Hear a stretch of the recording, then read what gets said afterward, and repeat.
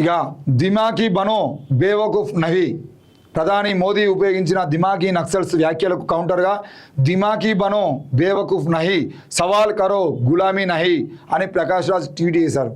మూర్ఖులుగా లేదా అంధభక్తులుగా కాకుండా ఆలోచించే బుద్ధిమంతులుగా ఉండండి, బానిసత్వంలో ఉండకుండా ధైర్యంగా నిలదీయండి, ప్రశ్నించండి అని ప్రజలకు పిలుపునిచ్చారు. అంతే కదా మరి. మీరేమో ఇన్ని రోజుల పాటు దిమాకీ లేని వాళ్ళని తయారు చేయడం కోసం ప్రయత్నం చేస్తున్నారు. అంటే మీరు చెప్పేటువంటి వార్తలు విని మిత్రో మీరు అందరూ పల్లాలు తీయండి, గట్టి కుట్టండి, కరోనా మాయమవుతుంది.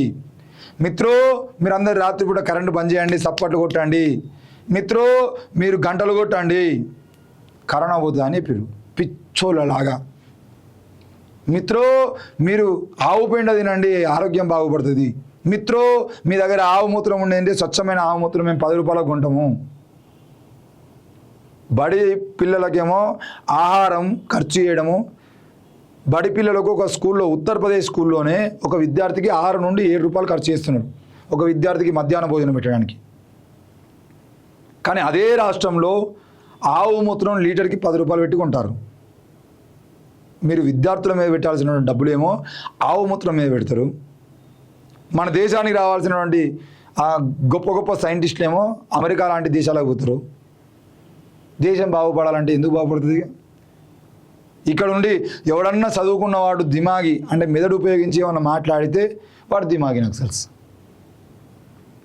ఈ దేశంలో సాయిబాబా లాంటి ప్రొఫెసర్లు దిమాగి నక్సల్స్, అప్పుడు అర్బన్ నక్సల్స్, ఇప్పుడు బతికి ఉండేది దిమాగి నక్సల్. మరి ఎవడు మంచోడు? రాజ్యాన్ని ప్రశ్నించేవాడు దిమాగి నక్సల్, ప్రశ్నించేది అంటే దిమాగి నక్సలా? ఎంత దారుణం! అర్బన్ అంటే నక్సలైట్ల పని అయిపోయింది, ఇప్పుడు దిమాగి నక్సల్స్ అంట. అంటే ఆలోచించే శక్తి ఉండి మెదడుకు పని చెప్పేటువంటి, అసలు మెదడున్న వాళ్ళందరూ కూడా దిమాగి నక్సల్స్ అంటున్నా నేను. మెదడు పని చేయనటువంటి అంధభక్తులు ఎవరైతే ఉంటారో, మూర్ఖులు అంధభక్తులు ఎవరైతే ఉంటారో వాళ్ళు మాత్రమే దేశభక్తులు. ప్రశ్నించేవాడు దేశద్రోహి, ప్రశ్నించేవాడు దిమాగి నక్సల్. ప్రశ్నించేటువంటి గాదే ఎన్ఐఏను జైల్లో పెట్టాలి.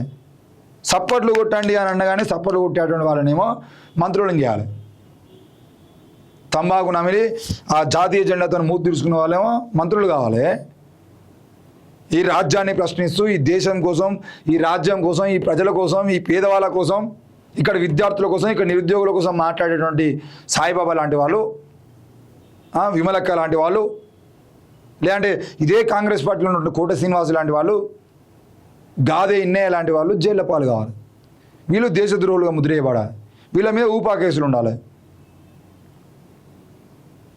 కాంగ్రెస్ ప్రభుత్వం అధికారంలోకి వచ్చిన తర్వాత ఏమైనా మారుతుందా అంటే, ఈ కాంగ్రెస్ ప్రభుత్వం అధికారంలోకి వచ్చిన తర్వాత అదే కాంగ్రెస్ పార్టీలో ఉన్నటువంటి వాళ్ళ మీద కూడా ఊపా కేసులు తీసేటువంటి పరిస్థితి ఉండదు.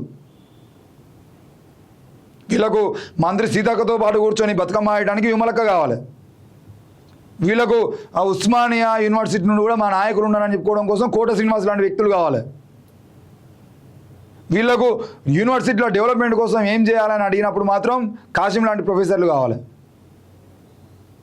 కానీ ఈ కాంగ్రెస్ పార్టీకి సంబంధించిన విషయంలో ఇంతకుముందు బీఆర్ఎస్ పార్టీ చేస్తున్న అరాచకాలను ప్రశ్నించి బీఆర్ఎస్ అరాచకాలను ప్రజల ముందు పెట్టి నిత్యం పోరాటం చేసినటువంటి వ్యక్తి ఈరోజు కాంగ్రెస్ పార్టీ అధికారంలోకి వచ్చిందంటే గాదేని లాంటి వాళ్ళు ఆనాటి ప్రభుత్వాన్ని ప్రశ్నించినటువంటి తీరు కదా. కానీ వీళ్ళందరి మీద ఊపా కేసులు ఉంటాయి. విమలక్క మీద ఊపా కేసు ఉంటుంది, కోటసీన మీద ఊపా కేసు ఉంటుంది, కాసిం సార్ మీద ఊపా కేసు ఉంటుంది, గాదేని మీద ఊపా కేసు ఉంటుంది. వీళ్ళందరూ ప్రజల కోసం మాట్లాడి జైలుకు పోయి రావాలి. ఈ ప్రజల కోసం మాట్లాడకుండా ప్రజలను మూర్ఖులుగా మూఢనమ్మకాలను ముంచుతూ వాళ్ళని అంధభక్తులుగా తయారు చేస్తున్న వాళ్ళేమో దేశాన్ని రాలే. ఇంతకన్నా చెప్పడానికి ఏమైనా ఉంటుందా? మీ పరిపాలన ఎంత గొప్పగా ఉంటుందనే విషయం. ప్రకాష్ రాజ్ లాంటి వాళ్ళు 100 మంది తయారైతే కూడా మీరు వాళ్ళని దిమాగి, ప్రకాష్ రాజ్ ఈ దేశంలో పుట్టినవాడు కాదా? పాకిస్తాన్ గురించి మాట్లాడతాడు అంటే మీరు అమెరికా గురించి మాట్లాడితే తప్పులేదు, కానీ ప్రజల గురించే కదా మనం మాట్లాడేది. పాకిస్తాన్ ఉగ్రవాదుల గురించి ఎవడు మాట్లాడలే, పాకిస్తాన్ ఉగ్రవాదుల గురించి ఎవడు మాట్లాడలే, అమెరికా ఉగ్రవాదం గురించి ఎవడు మాట్లాడలే, ఉగ్రవాదుల మద్దతుగా ఎవడు మాట్లాడలే. కానీ పాకిస్తాన్ గురించి, పాకిస్తాన్లో ఉన్నవాడు పేదరికం గురించి ఎవడన్నా మాట్లాడితే వాడిని మీరు పాకిస్తాన్ ఏజెంట్ అని అంటే వాని గురించి మాట్లాడడానికి ప్రయత్నం చేసిందంటే మీరు పాకిస్తాన్ తీవ్రవాదులను మమ్మల్ని ముద్రిస్తారు. ఏం అవసరం?